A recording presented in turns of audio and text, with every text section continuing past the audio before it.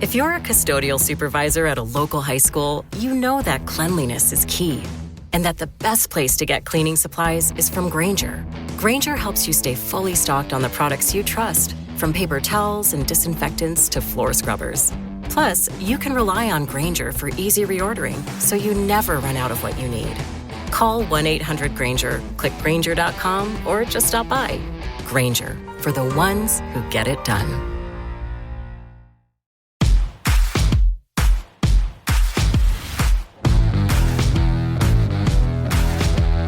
Welcome to the Dogs Podcast with your hosts, Blake Reneker, Justin Charles, and Josh All. Hey, what's up, Browns fans? Welcome back to another episode of the Dogs Podcast. Josh All, your host here on a Tuesday morning, just a couple days removed from yet another loss for the Cleveland Browns here in 2025. Now 2-8 on the season after going down to the Baltimore Ravens at home in a game that, like we said on Sunday night after the game, the Ravens really didn't seem to want to win. They were not too interested in coming into Cleveland and making a statement against the Browns, their division rivals. I mean, honestly, it really sucks. It's kind of been the story for a lot of games so far this season. Browns had every opportunity right in front of them to win that game and just couldn't do it. I've seen a lot of people online blaming Shedeur Sanders for losing the game, which I don't quite understand. I've seen people say that if Dillon Gabriel had played the second half, the Browns would definitely have won. I don't know where people are getting that either, considering we had the ball at the 6-yard line after a Ravens muffed punt and couldn't score a touchdown. Ran 3 plays and had to kick a field goal. And that was with Dillon Gabriel at quarterback. So I don't know. We need to talk about the dynamic here with this team, and we also need to talk about Mary Kay Cabot's report yesterday. Yep, she put out an article that said Shedeur Sanders will start on Sunday against the Raiders. It was not a most likely will start or in line to start. She flat out said he will start, and she's basing that on the fact that yesterday Kevin Stefanski said Dillon Gabriel obviously is still in the concussion protocol, and she's going off of past, history and everything like that with the NFL, which we talked about Sunday as well, that players that enter the concussion protocol like that do not get cleared the following week. So, like she said in her write-up, barring an unforeseen circumstance, Shedeur Sanders will start Sunday against the Raiders. And those unforeseen circumstances are somehow Dillon Gabriel magically gets cleared from concussion protocol before Sunday. That's one. 2, Shedeur Sanders, it comes out that he's got another one of these injuries, an oblique strain, a shoulder soreness, back tightness, something like that. Don't rule it out. I'm not saying it's going to happen. I'm not sitting here trying to be conspiracy theory, but don't rule out some weird report later this week that Shedeur Sanders, maybe tomorrow, Wednesday on the practice report, it'll come out, Zach Jackson, those guys, the media people up there in Berea are going to come out on Twitter and say, Shedeur Sanders not seen at the beginning of practice, open to the media. Probably won't happen, but man, that would be very interesting if it did. So we'll dive into a whole bunch of this stuff here today. Remember, if you guys want to be part of our Dog Pack community, get more involved with us, have 24/7 conversations with all the great, amazing diehard Browns fans in that community, it's jointhedogs.com, become an official Dog Pack member. We play fantasy football in the Dog Pack every year. We've got, what do we have this year? 8 leagues. I think we have 8 leagues, 3 dynasty leagues going on. It's insane. So if you want to get ahead of that for next year, sign up now. And you also get to be part of the Dog Pack Discord episodes that I do every Thursday evening, afternoon, however you want to look at it. It's like a live call-in radio show in the Discord. You can come up, ask questions, talk, give your thoughts and opinions on the Browns team and all that good stuff. So jointhedogs.com for all of that awesome stuff. Okay. So where do we want to begin today? Let's talk about this real quick. The Cleveland Browns offense. And I said this on Sunday as well. The Cleveland Browns offense is easily the worst offense I have ever watched.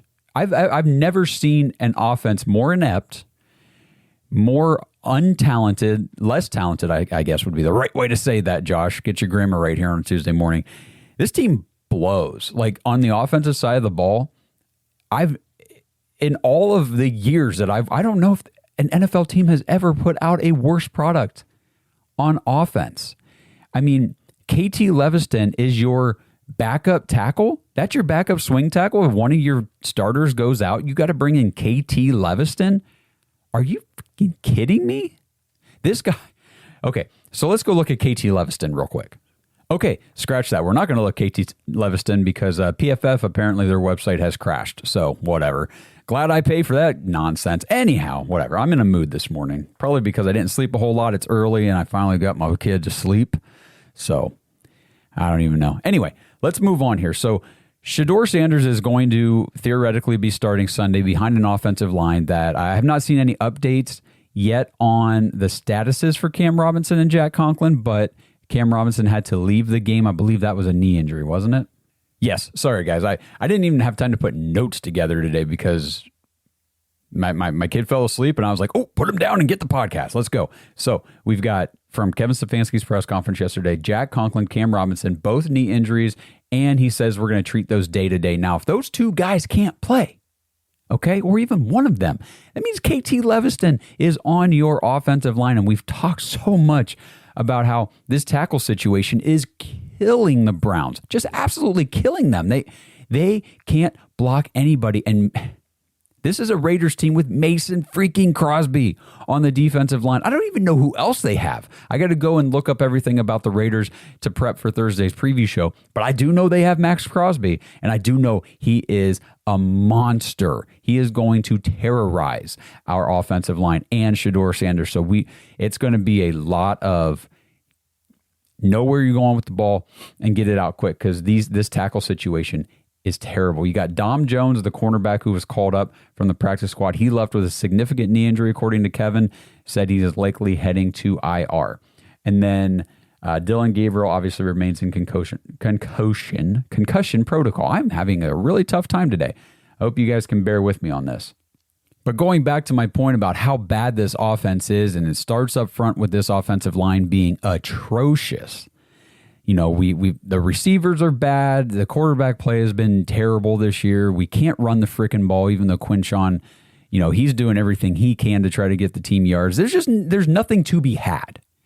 And what sucks so much about this is it has been 15 straight games that the Browns offense has failed to generate more than 17 points. It's unbelievable. And I know people will say, well, what about the Miami game? We scored 31. We scored 31 points as a team. We had 7 points from Tyson Campbell's pick six. And then we got another touchdown, 7 more points off of, was it Grant Delpit? Who had the interception? I think it was Hickman. Ronnie Hickman had an interception, returned it to the 2. And that's where Quinshawn punched it in on that direct snap. So that's not the offense generating points. That's just finishing off what the defense started. So that's 14 points generated. That's not scored, but generated by the defense against the Dolphins. Browns offense only generated 17. We have not generated more than 17 points on offense in the last 15 straight games.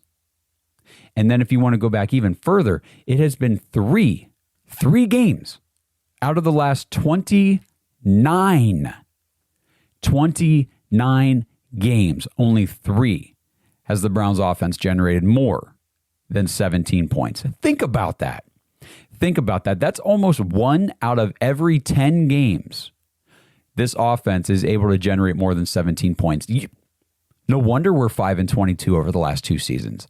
This is a bit, and I've harped on this offensive situation all season, obviously, because it is just, it's glaringly, this is the issue with the team. And it just grinds my gears because that's Kevin Stefanski's side of the ball. That is his specialty. And the thing is, people will say, well, look at the personnel.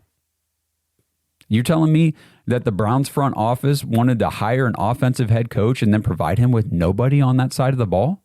This whole operation is dysfunctional and falling apart at the seams. I am ready to clean house. I'm ready to just gut the whole thing Everybody needs to go. I'm not talking about players. I'm talking about everybody in the regime making the decisions. The coaching, guys, the coaching has been so bad for years now. I mean, across the board. Of course, we're going to have games like we did on Sunday where, hey, special teams made some plays. That's great. You guys are professional athletes playing the sport at the highest level in the world. Yes, you should be able to make a play or two here and there. That's great and wonderful. But overall, the special teams have been a liability for the Browns this year. Defense has been great, but they're going to give up a major play, a big play. They gave up a big run to Derrick Henry. They're going to get gashed at some point. And it's football. It's professional football. It's NFL. These things are going to happen. But if you don't have complementary play between all three phases, you're never going to win a game. And that's what we saw on Sunday. The Browns offense generated 6 points in that game.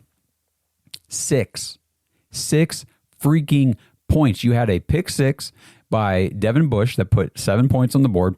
And then you had a muffed punt, the Ravens muffed a punt that the Browns got at the 6-yard line and couldn't freaking score a touchdown.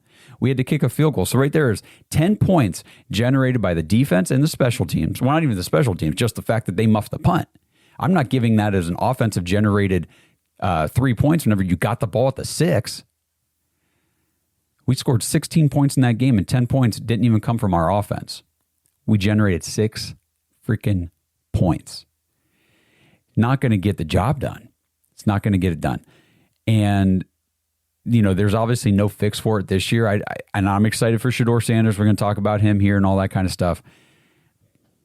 But, I feel like there's been a lot of people online that are kind of angry or doing victory laps over his performance on Sunday and saying, oh, everybody wanted to see Shedeur. I'm glad you guys got what you wanted. Guys, he came in the second half off the bench in a game that Kevin himself said afterwards, these were the first snaps that Shedeur Sanders has ever taken with the first team offense. Wyatt Teller after the game came out and said, I'm pretty sure that was the first time I've ever heard his cadence. The offensive line got together right before the second half and did a couple practice snaps or whatever, I think in the tunnel or something like that, or on the sideline, just to try to learn what Shedeur Sanders' cadence is. What do you want this offense, what do you want this quarterback to do when the offensive line doesn't even know your snap count or has no familiarity, no experience with you taking snaps? Shedeur Sanders after the game said that was the first pass he's ever thrown to Jerry Jeudy.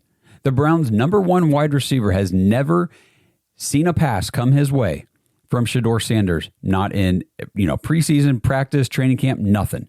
There's been no rapport between these receivers and this quarterback. And he has been here since April. And that's kind of where I've taken some heat from some people, but I think most people probably agree with me online. And I put some polls out there. It's roughly 90% of Browns fans and people out there want to see Shedeur Sanders continue to play and start for the Browns. So 9 out of 10 people are ready for Shedeur, done with Dillon. And there's been former NFL quarterbacks, backups, and stuff like that have come out and said, the backup quarterback never takes reps during practice. Like this isn't something weird. This isn't something new. Like Shedeur shouldn't be taking reps during practice. And my pushback on all of that has been, this Browns quarterback situation is not normal. There's nothing typical or usual or normal about this situation. The Browns drafted 2 rookie quarterbacks, which we've questioned it since the beginning, the way they did it, and looking back on it now was totally stupid. Just totally stupid. And another reason why I want this regime gone, they just do stupid things. But it makes no sense the way if you're going to do this, then the way you've handled it has been stupid. It really has. And let's talk about it, because so the people will say backup quarterbacks don't take first team reps in practice. Then why was Dillon Gabriel taking first team reps when he was the backup quarterback behind Joe Flacco? Okay, People don't really have a good response for that other than, well, Joe Flacco's old and been around forever. He doesn't need all the reps. Okay, so can't you use the same argument for Shedeur Sanders? Shedeur Sanders is young and has no experience. He really does need reps in practice. You're one freaking play away from being in the game like we saw on Sunday, and you're not preparing this guy for that situation if it comes up. That's on coaching. That is 100% on coaching. You didn't have this guy prepared to come in on Sunday. I don't care what anybody says. He wasn't prepared. He wasn't prepared. The offensive line didn't know his cadence. These receivers have never received a pass from him in practice, ever. People are wondering why he came out and was 4 for 16 and struggled in the second half. They don't have him ready. They have been giving first-team reps to Dillon Gabriel since the day he got in Berea. They handed them to him. They just said, here, we believe in you so much. We like you so much. We want you to succeed so much. Here's first-team opportunities right out of the gate. Dillon Gabriel, and I don't want this to come across. I've said this before. We've done this. I feel like I've done the show a million times. I like Dillon Gabriel as a person, as a player. I think he's a good guy. But in the situation for my football team, this pisses me off. This kid, this rookie, this third-round rookie did nothing to earn first-team reps. Nothing. They just handed them to him. Said, we are putting you in position. We believe that you can be a starter for this team and you will start for this team this year. That was predetermined. Immediately in the draft. And, giving a veteran quarterback a couple games to start the season was kind of just a formality at that point. Because, like I said, predetermined, Dillon Gabriel was going to be the starter for the Browns this season. Why? Hell, I don't know. What did Kevin or AB or anybody see in this kid on? I mean, and the thing is, people say, well, you guys were okay with Dillon Gabriel pick back when it happened. Well, we kind of had to be. I mean, first of all, no, we weren't. We were very confused as to why it happened. And then we went back and we were looking at stats and things from college. We're like, okay, whatever. He's kind of interesting. Maybe this could be sneaky or whatever. I think Blake said that a bunch. Like, I'm sneaky interested in Dillon Gabriel. Come on. What did you guys see on the film? Like, the Browns scouting department,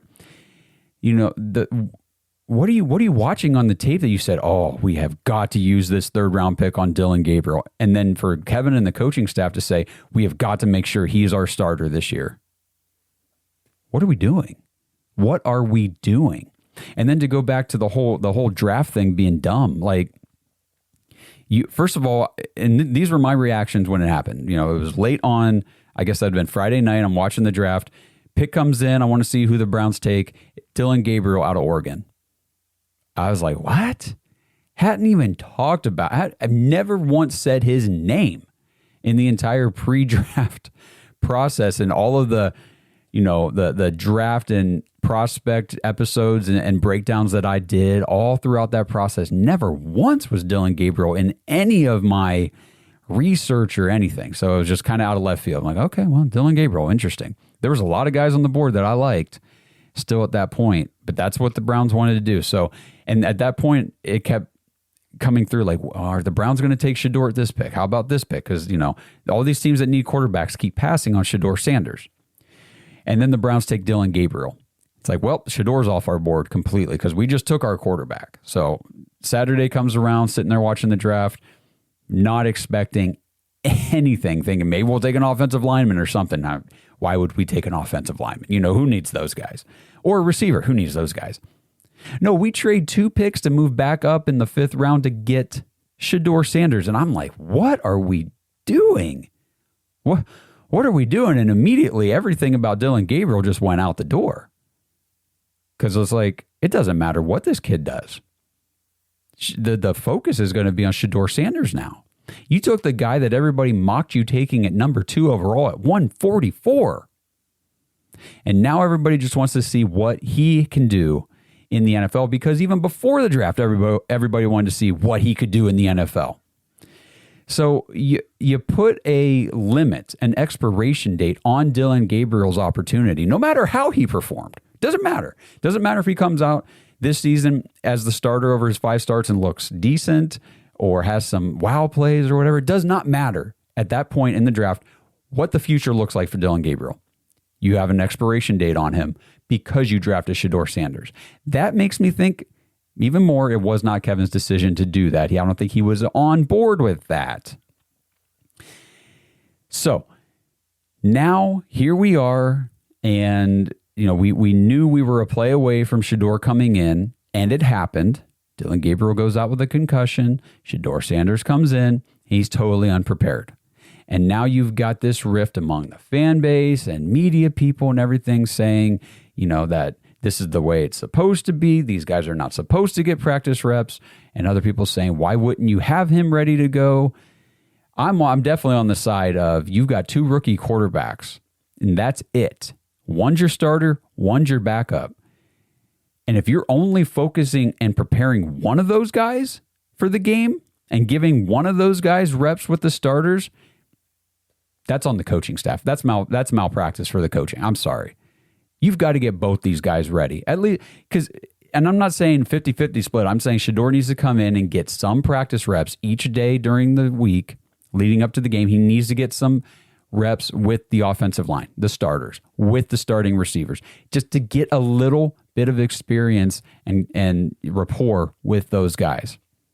And you saw exactly why that's important and what the effect is of not having it when he came in on Sunday.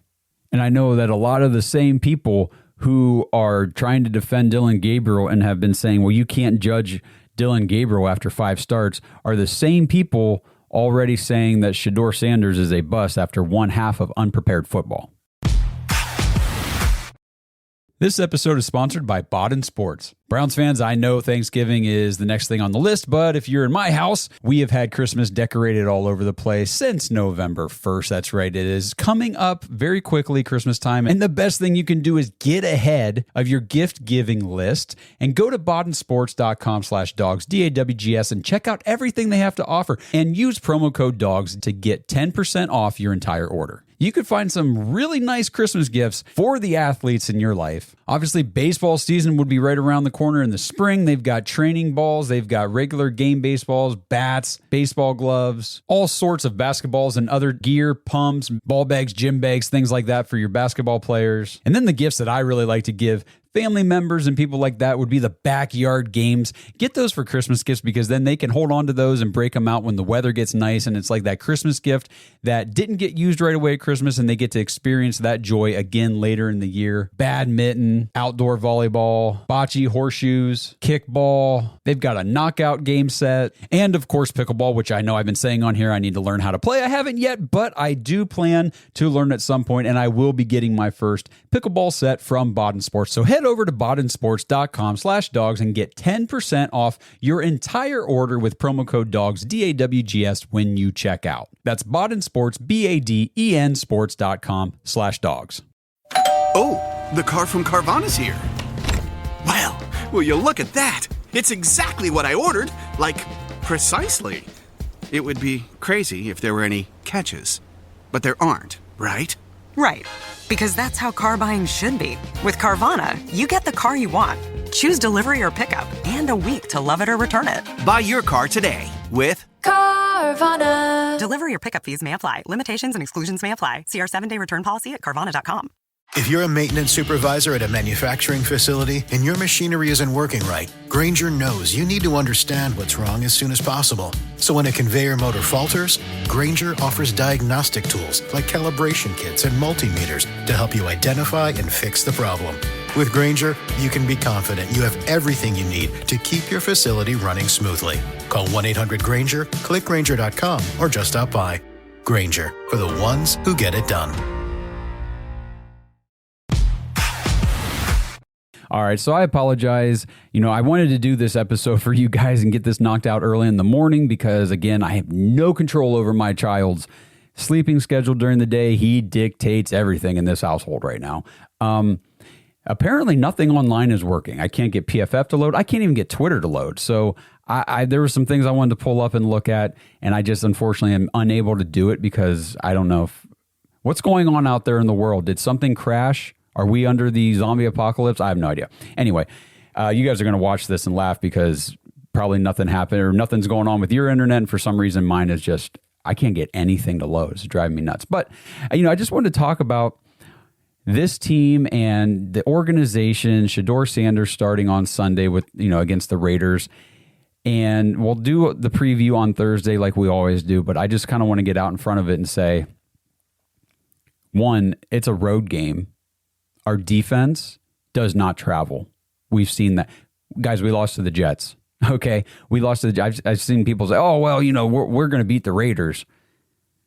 Slow your roll on that one. We lost to the Jets. Now, if the Jets came to Cleveland and played, I 100% guarantee we'd have won that game. Guarantee it.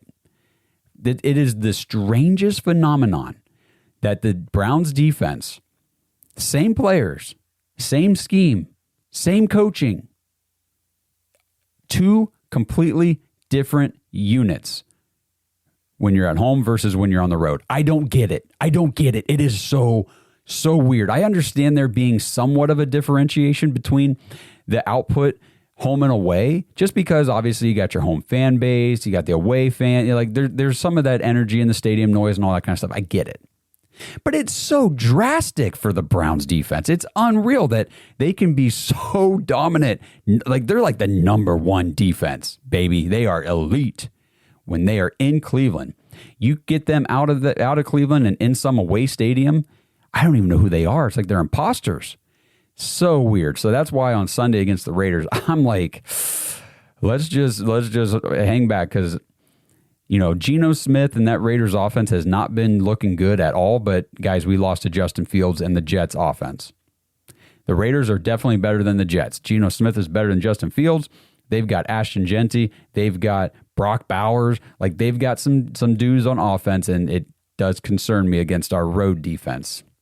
Our special teams is known for making some blunders on the road, and our offense is our offense. So I do feel like Shedeur Sanders is going to have the cards, the deck stacked against him, which sucks. But I'm excited to see what a week of preparation and an actual week of practice reps. Just get some reps, get some timing, get some rhythm down with your line, with your running backs, with your receivers. And let's see if we can, carve out some of those bad habits that we've seen, the drifting in the pocket, the taking the big sacks, all that kind of stuff. And a lot of that we talked about this during the pre-draft process, a lot of that stuff stems from Shedeur trying to make plays downfield.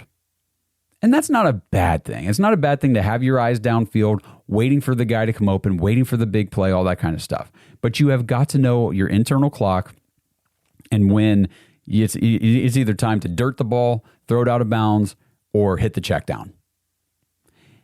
With the Browns offensive line, your internal clock needs to be adjusted by about a second and a half. So if you're thinking after 3 seconds, this ball needs to be gone, you better about a second and a half. If you hit 2 seconds, you better be getting rid of that ball, because we're just not going to give you the time to hold on to it and to make a play. And lo and behold, PFF has loaded. All right, we can talk about some stuff.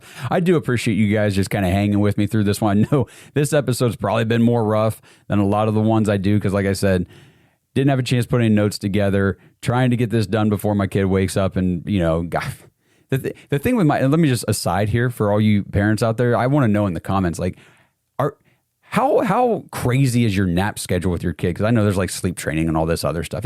For us, it doesn't work. He sleeps when he wants to sleep, and he's up when he wants to be up. And, it's almost 8 o'clock a.m. right now, my time. He was up so much during the night that now he's actually getting his sleep. He might wake up at 8:30. He might wake up at 9. He might not go back to sleep until 9 tonight. That's the thing. It's insane. It is. I'm at some point, you got to take a nap, right? You got to be tired. Not this kid. All right, so back to PFF. We got some stats loaded up here. The pass blocking is rough. So if you want to go just looking at the grades, just strictly looking at the grades, let's see, we've got Cam Robinson only took 6 pass blocking snaps in the whole game before he was out. You got Posick, Teller, Bitonio, the interior of your line, all with a 75 grade or higher. Okay. Your tackles, KT Leviston and the other starter, Jack Conklin. KT Leviston had a higher grade than Jack Conklin. He had 54. Jack Conklin was at 47. These tackles are terrible. Oh, my goodness. They each gave up, let's see, KT Leviston was charged with 2 sacks. Jack Conklin 1, and those were the only sacks in the game on that. So it's rough. It is rough on that offensive line. And then to look at like the passing breakdown stuff for Shedeur Sanders, if you look at his splits, like we ran 3 play action passes with Shedeur Sanders. He completed 1 of them for 5 yards, and then the other 18 were no play action. He actually completed 3 out of 13 pass attempts with no play action for 42 yards. He obviously had 47 total for the game, for the half, I should say. And then if you want to look at, let's see, like passing depth, this is all stuff I usually look at before the show. Deep passing, he attempted 3, completed 1 for 25 yards. That was the nice pass down the field. I think it was the dig route to Harold Fannin Jr. That was a great strike down the field. Medium, which is what I always harp on about being the area you got to be good at. He attempted 2 passes between 10 and 19 yards, completed none. And then short passes were 8 attempts, 3 completions for 22 yards. His interception came in that medium intermediate range of the field. So just to give you guys some ideas on that, I don't think any of it really matters, to be honest with you. I look at the stats, I look at the numbers, these metrics from the game on Sunday for Shedeur, and it's like, I don't really care. It doesn't matter to me because he wasn't supposed to be in the game. He wasn't prepared to be in the game. So I don't really care how it looked. Honestly, that's about what I expected. I was like, this is going to be a struggle for no matter who plays quarterback for the Browns. Do I expect things to look better on Sunday against the Raiders? Maybe a little bit. Maybe a little. You let me know in the comments what you guys think about Shedeur Sanders starting Sunday. What do you expect? What are you watching for? Because if we're going to say, you can't judge Dillon Gabriel after 1 start, well, we're not going to be able to judge Shedeur Sanders after 1 start either, whether it's good or bad. Blake said that Sunday night. He could come out and light it up on Sunday, and we're not going to sit here and say, answer found. QB savior of the franchise, we're good to go. Check it off the list. It's just 1 game. We got to see how it looks. I'm looking for some improvements on timing with the ball in the pocket, some better decision-making on, if he's getting pressure, find your check down quick. Don't try to force the ball. His interception was a play where he tried to force the ball to a spot that he never should have even attempted to throw that, because the corner, it was the easiest interception in the world. The cornerback was wide open by himself over there. That route was completely taken away.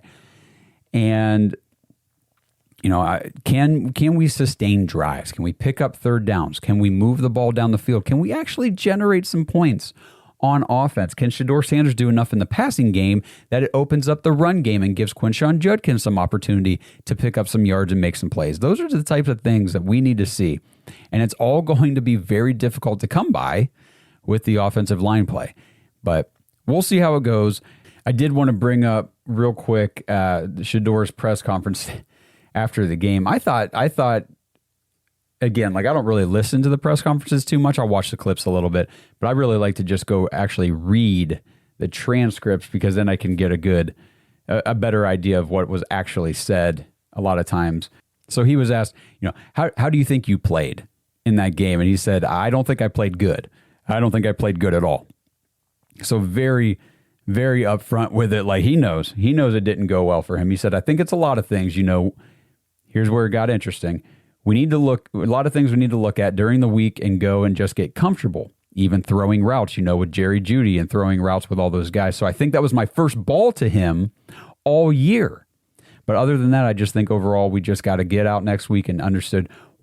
So then we have a week to prepare stuff I like to do. So get him in there, get him those reps, get him prepped with this team and this offense and everything else. The other thing that was interesting that he said, and I wanted to point this out, but he was talking about the fans when they asked him, do you notice a reaction from the fans when you came into the game?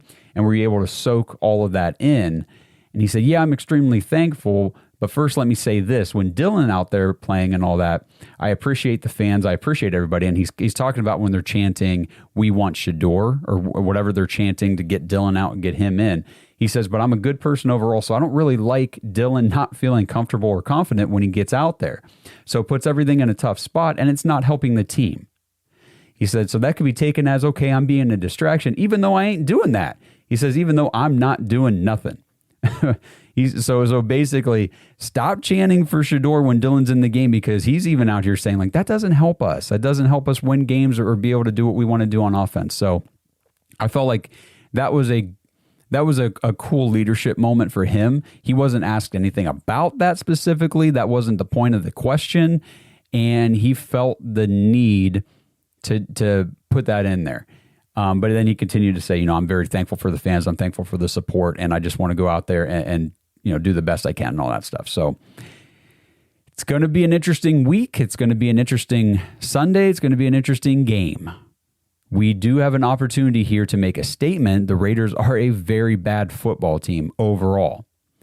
The Browns are a very bad football team on the road overall. So it's going to be a matchup of suck once again, just like it was in New York. We'll see how it goes. This episode is sponsored by Omaha Steaks. Browns fans, there's nothing better than seeing people's faces light up when they receive your gifts for Christmas, and nothing lights their faces up more than a gift package from Omaha Steaks. From holiday hosting to unforgettable gifts, Omaha Steaks delivers the world's best steak experience. I've been getting everybody in my family gift packages from Omaha Steaks for years, and they love it. They've actually come to expect it. So I make sure every year I have to deliver. And right now is the perfect time to save on delicious gifts and holiday hosting favorites. During Omaha Steaks Sizzle All the Way sale, you guys can get 50% off site-wide at omahasteaks.com. Plus, our listeners get an extra $35 off with promo code BARK, B-A-R-K, at checkout. Omaha Steaks offers unrivaled quality and variety, and every bite is backed by their 100% guarantee. So right now, save big on gourmet gifts and more holiday favorites with Omaha Steaks. Visit omahasteaks.com for 50% off site-wide during their Sizzle All the Way sale, and for an extra $35 off, use promo code BARK at checkout. Terms apply. See site for details. That's omahasteaks.com, code BARK. All right, so I want to get to a voicemail here. This one's from Connor. First of all, thank you guys for sending in voicemails. It really, it's awesome to hear from you. And if you want to send in a voicemail, get your thoughts and questions on the show, go to www.thedogspodcast and tap leave voicemail in the drop-down menu. There's a section there, and you can record the voicemail, or you can just type a message and send it to us, and we'll get that and read it on the show. We've done that before. So this voicemail from Connor, here, let's listen to it real quick, and then I'll talk about it. Hey, boys. I just had a question for Blake. I was wondering what he thought of Kevin already coming out and said that if Dillon clears the concussion protocol, which doesn't normally happen, but if it did, right? I mean, we're going to see Dillon ultimately on Sunday against the Raiders. And I just wanted to know what the insight was of him already going back to Dillon. Does he not see that Dillon can't make those sideline-to-sideline throws or throw the ball deep down the field? Now, I know Shedeur didn't look good by any stretch of imagination, but you could just see a little bit of touch on the ball, a little bit of juice, like he showed a little bit of heart running for a first down. Shedeur made a few throws that were better than anything Dillon's put together in 6 weeks now. So, I mean, is Stefanski not watching the games? Because you got Shedeur Sanders, who doesn't have the reps, hasn't had much for him, and then Dillon has had everything at his disposal. And, I mean, he's getting ready to go back with Dillon for whatever reason. I mean, it looks like he's skipping rocks when he throws the ball, But with that being said, go Dogs. Ooh. Okay, again, thanks, Connor, for the voicemail. Yeah, it does look like Dillon's skipping frickin' rocks whenever he's throwing the ball out there. And, obviously you said the question was for Blake, but we won't get Blake on the show again until Sunday night. And at that point, the game will be over and we'll know who started. And that point will be moot, at least for the time being. As far as what does Kevin see with Dillon Gabriel, I don't know. I have no idea. I talked about that already here. the whole, what did you guys see in the film? What did you guys see in your private workouts from this kid that you thought, man, we just have to use the 3rd round pick? And then not only that, but we have to make damn sure he starts this season by all means. I don't know. It is mind blowing to continue to watch them put him out there. But you guys know, like, you know my opinion, Connor, on the whole Kevin Stefanski thing. And Blake's kind of coming onto that too a little bit. He has said in weeks past, like, if Kevin continues to put Dillon out there, that's where he's going to start souring on Kevin. Me, I am full spoiled milk on Kevin Stefanski. Get him out of here. Get this whole coaching staff, this whole regime, get everybody the out of here. I'm done. I am done. We have got to purge this organization from all this losing nonsense. I want Andrew Berry gone. I want Kevin gone. I want just get rid of everybody. They suck. They suck. You've won 5 games in 2 years. Get out. Just get out. It's time for somebody else. Get out. I don't know, Connor. I don't know what the deal is with Dillon, but you know that no matter what here on Sunday, let's talk about that for a second. So let's say the report from Mary Kay and everything like that all comes to fruition. Dillon Gabriel, he's out with concussion, and Shedeur Sanders preps all week, and he is the starter Sunday. And let's say that Shedeur comes out and looks good in the game, and the Browns win. Okay. And then Dillon Gabriel, clears concussion protocol on Monday next week. You want to talk about drama in Cleveland? Things could get very interesting, because even if Shedeur Sanders plays well this weekend in Vegas and the Browns win, Stefanski will go back to Dillon Gabriel as soon as he's healthy. You can't change my mind until I hear Kevin or somebody within the Browns organization, some authority figure, say that we are moving forward with Shedeur Sanders as our starting quarterback for the foreseeable future. Until I hear that statement made, I will bet everything that Kevin goes back to Dillon as soon as he's healthy. It does not matter what Shedeur does this week. Doesn't matter. Dillon Gabriel will be the starter the following week at home against the 49ers if he's healthy. I guarantee it. Guarantee it. So you guys let me know in the comments, what do you think? Connor, if you're out there listening, drop it in the comment. What do you think? How will you guys respond as Browns fans if Shedeur Sanders plays well this week and the Browns win, or even if they don't win? Just say he plays well. Say his performance looks great and the Browns lose because the defense sucks, or the special teams gives up two touchdowns again or something, whatever. But Shedeur looks good. And then Dillon clears concussion protocol next week, and Kevin is right back to Dillon's our starter. How are you guys going to react to that? Let me know your thoughts. I'm very interested to hear what you guys have to say about that. All right, so we got a second voicemail here today. This one is from Grant. This is interesting. Hey, what's up, Dog Pack faithful? It's your boy Grant coming at you from small town Iowa. Woo woo. I will start by saying I am a Dillon Gabriel backer. I watched my UCF. I watched my Boomer at Oklahoma. Boomer Sooner. Took down Bama. Let's go. Loving it. And I watched him at Oregon. He played great, honestly. And I do think he has what it takes to be a good quarterback in the NFL. I think we can all agree that he is just in a bad spot, right? We can all agree the O-line for the Browns, it sucks. The wide receivers, not that great. The coaching staff and all that, the other regime between wide receivers and special teams, it's just not that great, right? So let's just speak honestly here. I think Dillon Gabriel got drafted in a bad spot, and I think Shedeur, even if Shedeur could ball out, I don't think him balling out is going to be enough to do anything good for the Browns. It could be a spark, maybe, I don't know. I know Blake thought he saw a little bit of juice behind the Browns when he came in against the Ravens on Sunday. I didn't really see it. Maybe I'm wrong. I hope I'm wrong. Let's go, Browns. Woo-hoo.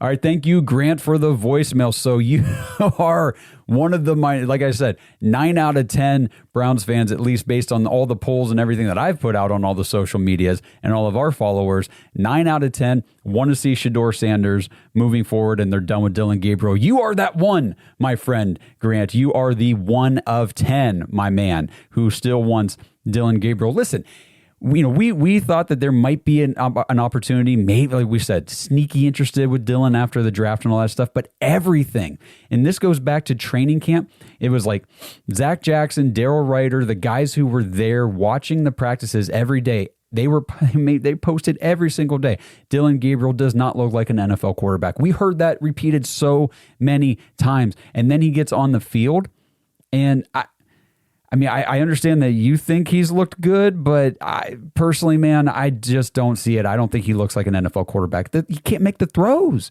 We talked on Sunday. Shedeur on the first drive made a throw out to the sideline to Cedric Tillman, and he hit him in stride to the sideline, and it's a pass that I've seen Dillon over and over skip to the sideline. That thing would hit the hash marks and bounce twice before it ever got to Cedric Tillman. So there is part of me that wonders, okay? And this is where I'll give you a little bit, Grant. There is a part of me that wonders if Dillon Gabriel wouldn't look a little bit better somewhere else. And this is just because every quarterback lately that we have seen play for Kevin Stefanski in the Browns offense has looked better somewhere else. The most recent, obviously, is Joe Flacco. And it's not, and people will say, well, it's just Joe Flacco has Jamar Chase and T. Higgins. Okay, forget about that for a second. Forget about the players and the personnel. Joe Flacco himself, the man, the 40-year-old, physically looks different in Cincinnati than he looked here. I don't care who he's throwing to. In Cleveland, when Joe Flacco tried to throw the ball down the field, it looked like he had a dead arm. It looked like he couldn't. We said he was washed. We said he was old and busted. We said that it doesn't work anymore. He can't play the position. That was our takeaway from Joe Flacco in Cleveland, was he can't play the position anymore. He's too old. He doesn't have the arm strength. We said that. And we say the same things about Dillon Gabriel. He doesn't have the arm strength. He can't play the position. He doesn't have the physical tools. We said the same thing about Deshaun Watson last year. We said the same thing about everybody who's played quarterback for the Browns. And they go somewhere else, and it's like, well, maybe we were wrong. Maybe it's just us. I'll give you that. There might be something to it. Now, do I think that Dillon Gabriel will go to another team, or could go to another team and actually be a starting NFL quarterback? I don't think so. No, I don't think so. Do I think he could go somewhere else and look a little better? Probably. It wouldn't surprise me. Everybody does. We suck. This offense is terrible. So, thank you for the voicemail, and continue to do your Dillon Gabriel thing. I applaud you for being outright and vocal about it. That is awesome. You're going to take a lot of heat, I think, from most Browns fans who are done with this experiment. But, stick to your guns, man. Stick to your guns, and I appreciate that. And I appreciate the voicemail. Thanks for calling in and showing all of us that there are the Dillon Gabriel supporters out there, and giving your side of the coin on that one, because we don't see it. But it's cool that somebody out there does. And again, it could very well, a lot of how bad he looks could be the offense. I don't know. It very well could be. Everybody looks bad here. Just is what it is. But hopefully, he's obviously, we don't wish injury on anybody. We want Dillon to be okay. CT is a real thing, so we don't want him to be dealing with any long-term effects. We saw Cedric Tillman last year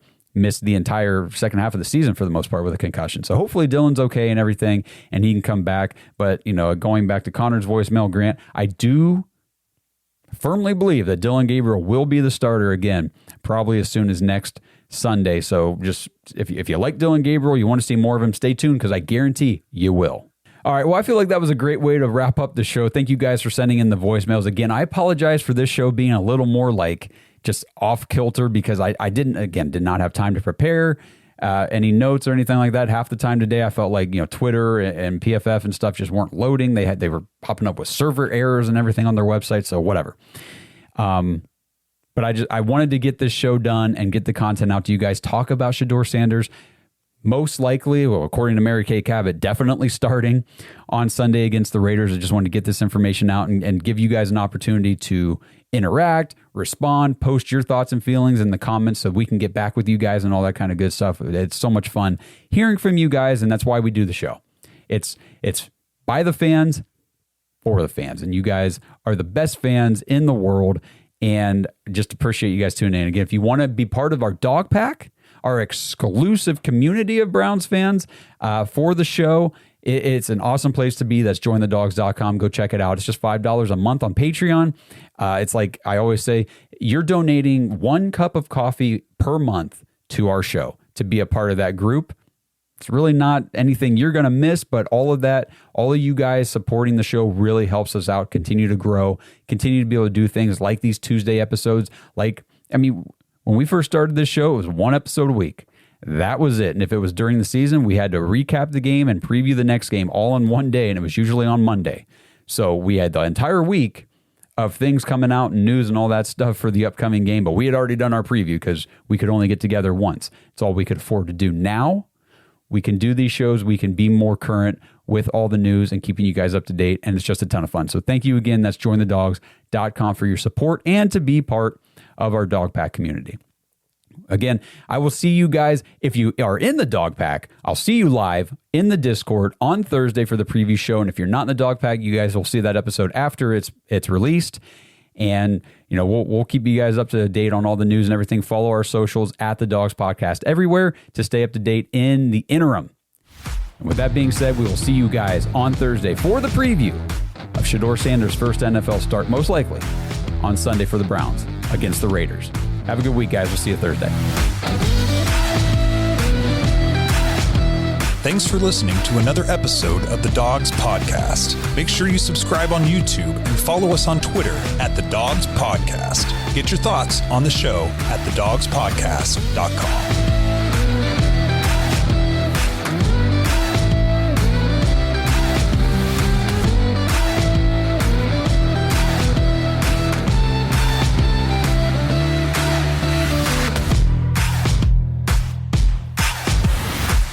This episode is sponsored by ISSA. Browns fans, if you're into health and fitness, have you ever wondered how you could maybe turn those hobbies and your passion into an actual career?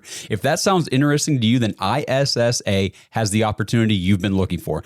ISSA is the International Sports Science Association, and they can help you become a certified personal trainer in as little as 3 months. And right now you can get $100 off your certification when you sign up through our link, joinissa.com/dogs, DAWGS. Now, certifications are 100% online, self-study, and self-paced. You can study anywhere from your phone, tablet, or computer. And the final exam is open note, open book, aka piece of cake. Except you fitness nuts probably don't eat a ton of cake, so let's just call it a piece of delicious protein bar. And ISSA has the #1 job guarantee in the industry. If you get certified and sign up to be a certified trainer with ISSA, you have a job guarantee or your money back. ISSA has over 10,000 gym partners that have over 73,000 open jobs for trainers right now. And you don't need a 4-year degree or a 2-year degree. You just need your certification to qualify for these jobs. So what are you waiting for? With certification this simple, there's no excuse not to pursue your passion and become a certified personal trainer today. Get $100 off your certification at joinissa.com/dogs. You've wanted to make a change long enough. Now it's time to do something about it. That's joinissa.com/dogs for $100 off your personal trainer certification.